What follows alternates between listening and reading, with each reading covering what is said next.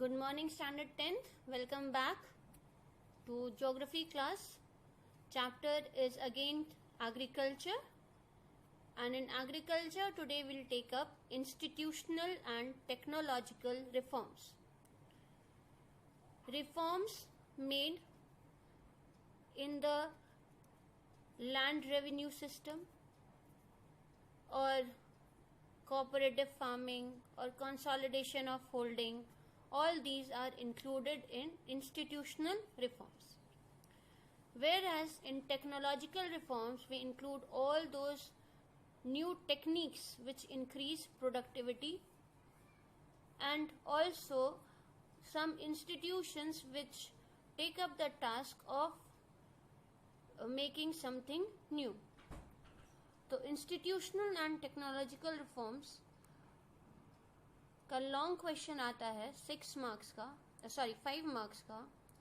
अगर आपसे पूछता है what are the institutional and technological reforms, तो ये एक सर्कल है जिसमें दिया हुआ है कि मेनली आपके लैंड रिफॉर्म्स आते हैं.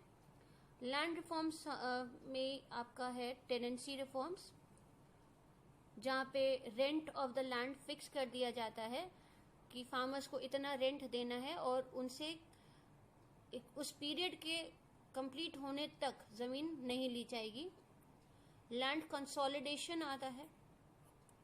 देन लैंड सीलिंग आता है, जहाँ पे एक फार्मर को 2 हेक्टेयर्स ऑफ लैंड रखने की परमिशन होती है और उससे एक्सेस अगर लैंड होता है तो गवर्नमेंट उनसे ले लेता है और उसके बदले में उनको कंपेंसेशन दे देता है.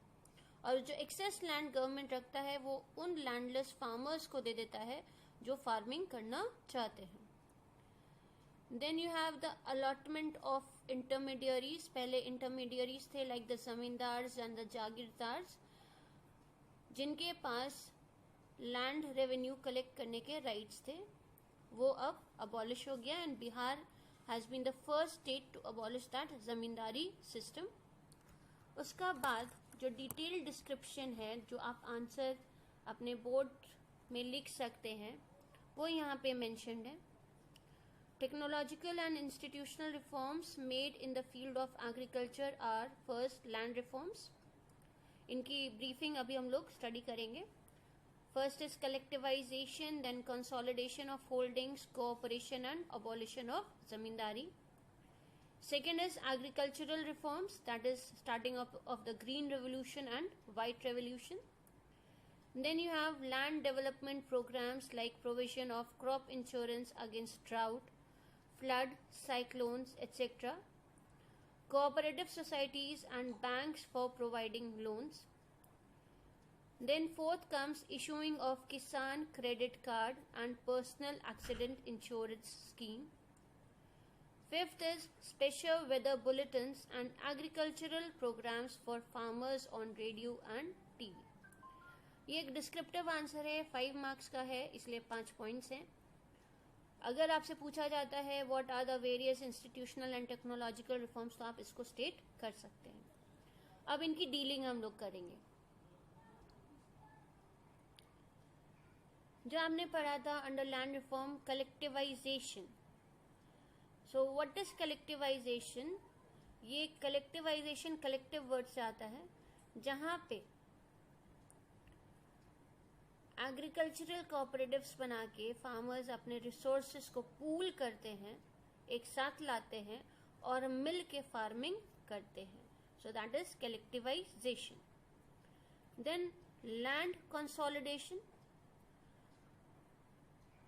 यहाँ पे दिया है it is a planned readjustment and rearrangement of fragmented land parcels and their ownership.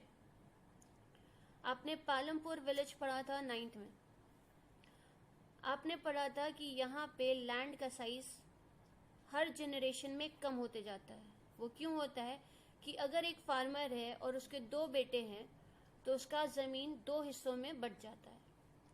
फिर उन 2 बेटों के अगर 2 बेटे और हुए तो फिर फर्दर वो जो लैंड है फर्दर फ्रैगमेंट हो जाता है.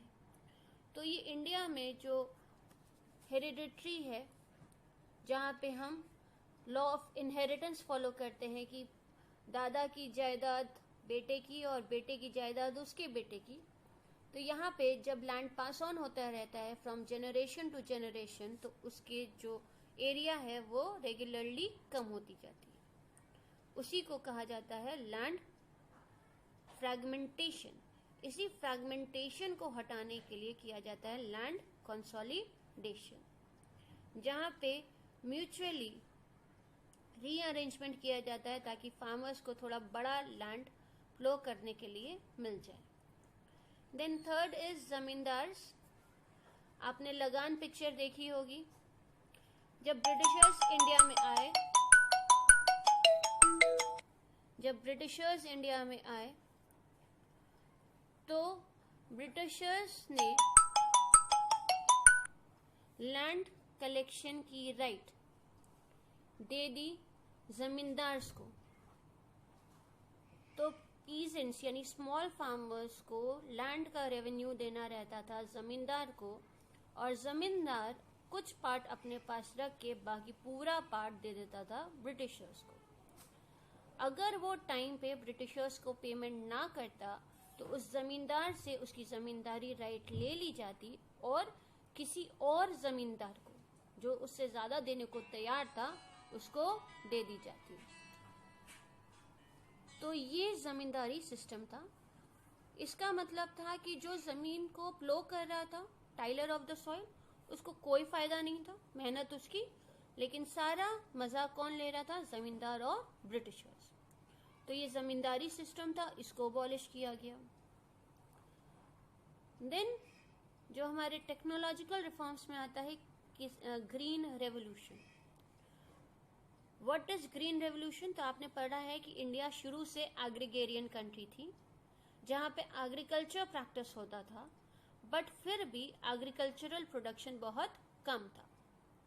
तो after independence green revolution start हुआ, जहाँ पे फार्मर्स को मोटिवेट किया गया कि वो new methods of farming use करें, like HYV seeds, that is high yielding variety of seeds use करें, इरिगेशन के नए नए मेथड्स यूज करें, पेस्टिसाइड्स, केमिकल फर्टिलाइजर्स और ये सब यूज करें ताकि उनके फूड प्रोडक्शन बढ़ सके। शुरू में मेनली 2 क्रॉप्स को इससे लिंक किया गया था, that is rice and wheat. ये ग्रीन रेवोल्यूशन फाउंड किया था MS स्वामीनाथन ने।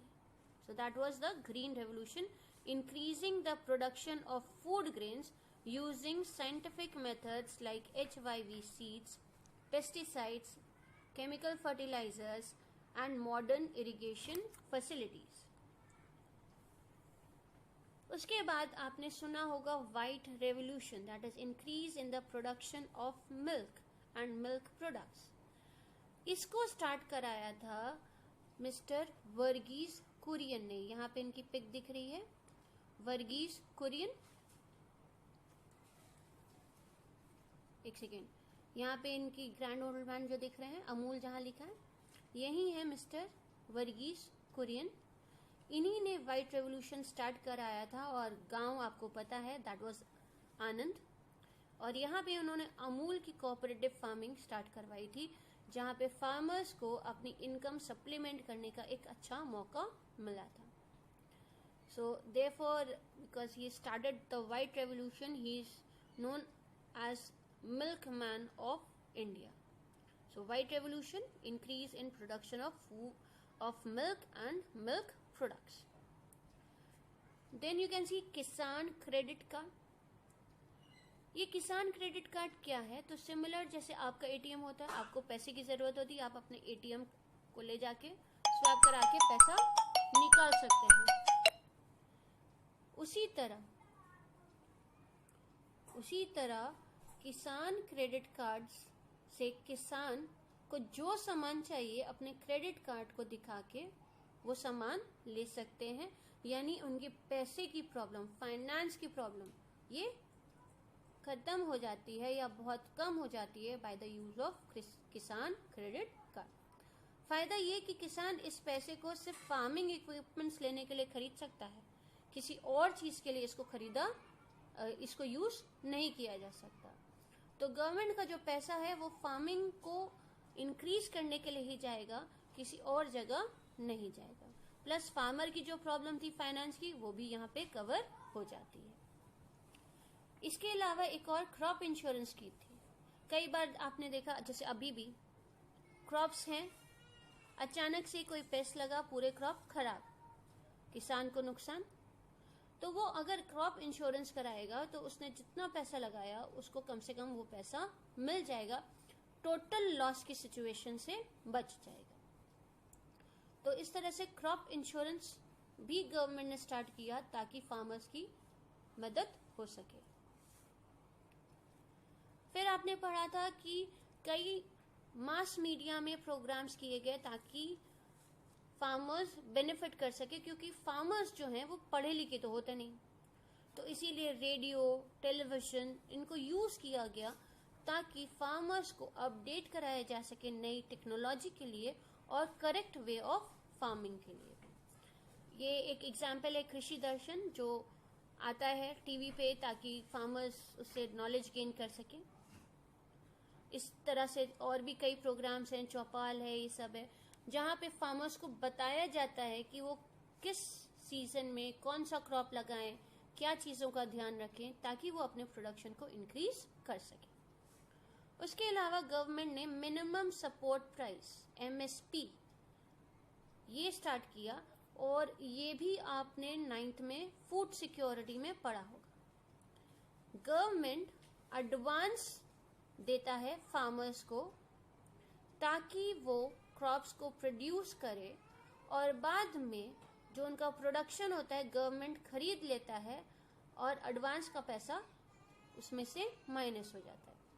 तो फार्मर को जो नेसेसरी फाइनेंस है वो गवर्नमेंट की तरफ से मिल जाता है in the form of minimum support price, और उसको जमींदार या किसी और के पास जाने की जरूरत नहीं रहती।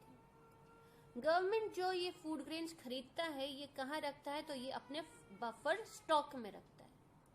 इस बफर स्टॉक को मेंटेन करता है food corporation of India, that is FCI। और ये बफर स्टॉक तब तक मेंटेन होता है जब तक लोगों को इसकी जरूरत ना पड़े। बाद में अगर कहीं पे कोई चीज का प्रोडक्शन कम हुआ है या फूड शॉर्टेजेस हैं, तो ये गवर्नमेंट उन जगह पे वो फूड आइटम्स पहुंचा देती है with the help of ration shops, ताकि लोगों को उनका जरूरी सामान मिल सके एट सब्सिडाइज्ड रेट। तो मिनिमम सपोर्ट प्राइस से फार्मर को बेनिफिट, क्योंकि एडवांस की तरह पैसा मिल गया जिससे वो फार्मिंग कर सकता है। प्लस सामान बेचने की टेंशन नहीं, क्योंकि गवर्नमेंट उसको ऑलरेडी खरीद लेगा। गवर्नमेंट इस फूड ग्रेन को कहाँ रखेगा, तो बफर स्टॉक में रखेगा। और मेंटेन कौन करेगा, तो फूड कॉरपोरेशन ऑफ इंडिया। फिर ये खाना जहां जहां डेफिशिएंसीज हैं, शॉर्टेजेस हैं, वहां तक पहुंचाया जाएगा और पब्लिक में डिस्ट्रीब्यूट होगा by the help of ration shops. So that is all about minimum support price. इसके बाद एक पैरा है आपके बुक में जिसका नाम है भूदान एंड ग्रामदान। यहाँ पे महात्मा गांधी के एक फॉलोअर थे विनोबा भावे, जिनका फोटो आप स्टैंप में देख सकते हैं, आचार्य विनोबा भावे। इन्होंने सत्याग्रह मूवमेंट्स में पार्टिसिपेट किया था और सत्याग्रह मूवमेंट्स में पार्टिसिपेट किया था और ये गांव-गांव घूम रहे थे लोगों को म्यूचुअल हेल्प करने की बताने के लिए। सो ही अंडरटुक पद यात्रा यानी पैदल मार्च, ताकि गांधी का जो मैसेज था वो सारे कंट्री को बता सके। और जब वो पंचमपल्ली गए आंध्र प्रदेश में, तो वहाँ के कुछ पुअर लैंडलेस विलेजर्स, ऐसे विलेजर्स जिनके पास ज़मीन नहीं है, उन्होंने अपनी प्रॉब्लम्स उनको बताई। तो विनोबा भावे ने कहा कि वो तुरंत कुछ प्रॉमिस नहीं कर सकते, लेकिन उन्होंने अश्योरेंस दिया कि ज़रूर वो गवर्नमेंट से बात करेंगे और उनसे कहा कि आप लोग अगर कोऑपरेटिव फार्मिंग यानी मिल के फार्मिंग करेंगे तो आपके लिए अच्छा होगा। विनोबा भावे की बात सुनकर मिस्टर रामचंद्र रेड्डी बहुत इंस्पायर्ड हो गए और उन्होंने 80 एकर्स ऑफ लैंड डोनेट कर दिया 80 लैंडलेस विलेजर्स को। इसी को कहा जाता है, इसी एक्ट को कहा जाता है भूदान, यानी भूमि का दान। और बाद में फिर मिस्टर रामचंद्र रेड्डी विनोबा भावे के साथ घूम घूम के बाकी जगह भी ये करने लगे, प्रीच करने लगे कि ऐसा करना चाहिए। और इनसे इंस्पायर्ड होके कई और लोगों ने अपनी लैंड को डोनेट किया।